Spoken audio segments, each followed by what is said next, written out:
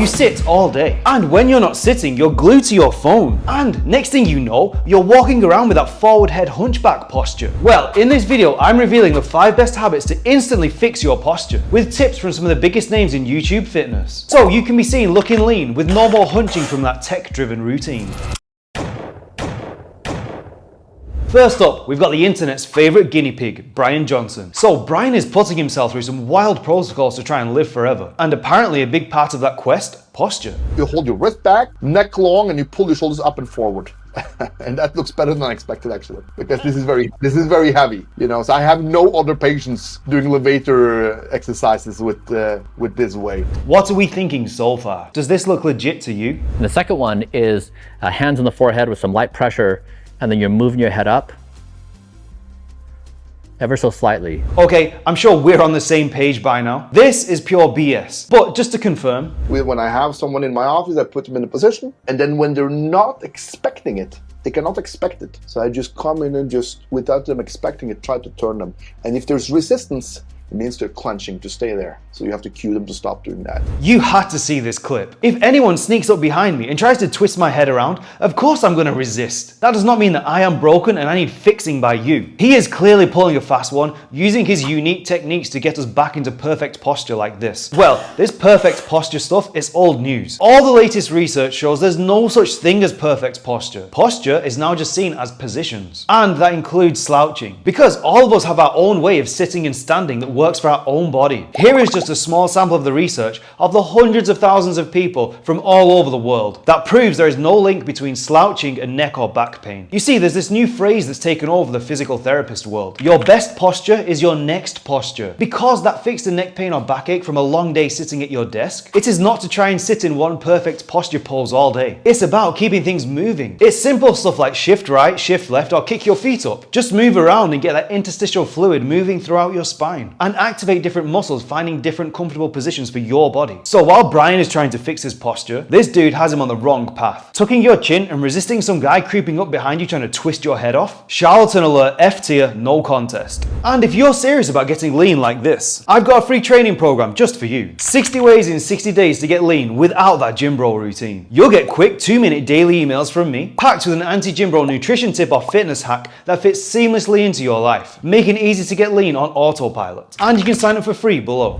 Next up, we've got the medical doctor turned productivity guru. Now, Ali is not exactly your go-to fitness guy, but he's worried his posture has taken a hit. So he's brought in trainer Dan Go for a fresh perspective. There is no perfect posture, and the most important thing you can do to improve your posture indirectly and for aesthetic reasons is to work on your strength. Alright, we're off to a solid start. Instead of that mythical perfect posture nonsense, Ali is telling us to focus on strengthening 3 key areas instead. Alright, so exercise number 1 is all about grip strength. Literally just getting like a pull-up bar and just hanging from it. Hanging from a bar and allowing kind of like your lats to stretch, you're allowing your spine to decompress. Alright, so exercise number 2 is all to do with our glutes. Glute bridge holds.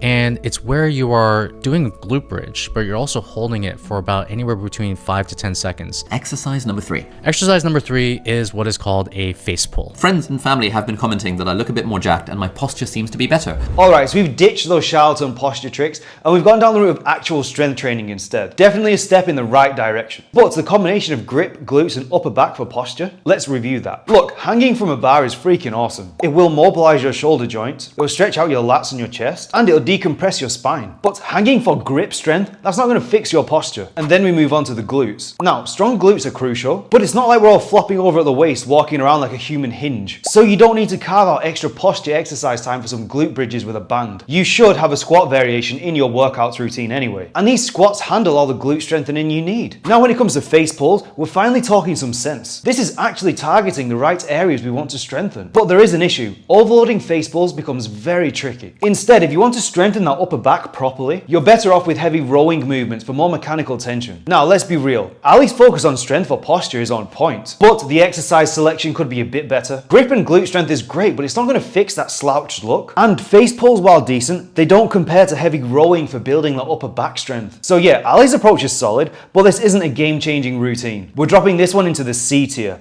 Closer, but not quite there yet. And if you're new here, my name is Tim. I'm a food scientist and personal trainer, now based in Austin, Texas. I specialize in helping guys hit 10% body fat without letting fitness take over their life. So subscribe for more, or if you're interested in one-to-one coaching, head to my website. Alright, now we're diving into the Marmite of trainers, James Smith. Love him or hate him, he keeps it no frills. And here's his take. The weaker it is, the more it will struggle to stand up to the requirements of daily life. So we're talking about strength over finding perfect posture again. But what is he talking about this week? Neck training is the future. Yeah, you heard that right. Whilst everyone is busy fussing over perfect posture, James is out here telling us to forget that and just train our damn neck. Rather than trying to get my neck into a perfect position, probably makes sense just to strengthen it. And here is how he does it. I put my hand on my forehead, I put the plate on top, I slowly lower my head down, and then I slowly flex my neck and my upper back, and then I look up as much as I can and do high reps. Simple, right? James is not messing around with grip and glutes. His formula is area where there is pain equals area where there is weakness. So strengthen that weak spot and boom, the pain is gone.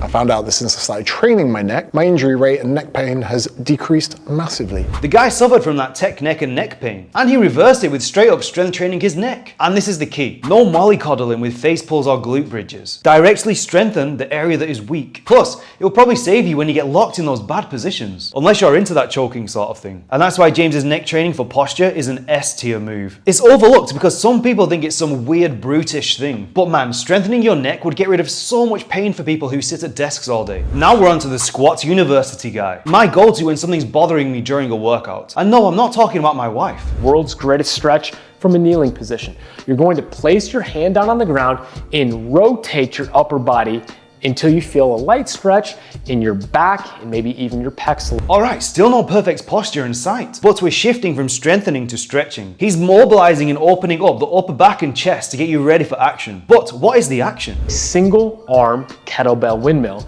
You're going to press the bell straight up. From here, you are going to reach down with your hand and twist just like you did with the windmill world's greatest stretch that we did at the start. Hold for a few seconds. So now we're tackling posture with mobility and stability. Sounds solid, right? Much like Dango's hanging advice, mobility and stability are great. But here's the catch. Without proper strength training afterwards, you're not making any lasting changes. The mobilizing and stabilizing approach is best saved for 1. When you're bouncing back from an injury. 2. You've had one of those days where you've just been sitting for far too long. 3. You're coming back to training after a long break. I mean, I tore my rotator cuff right off the bone. And mobility and stability were a crucial part of my recovery. But if you're not injured, then there's no need to treat your body like it's made out of glass. So here's where we stand on this one. It only solves half the problem without the strength work. So we're dropping this in the C tier. Functional and effective, but only if you strengthen afterwards. Alright, now we're diving in with hybrid calisthenics. He's taken a stroll outside to tell us how to get our posture looking sharp. Okay, first we want to stand with our body as close to the wall as possible. Arms like this, hands back, then we go up, and then we go down.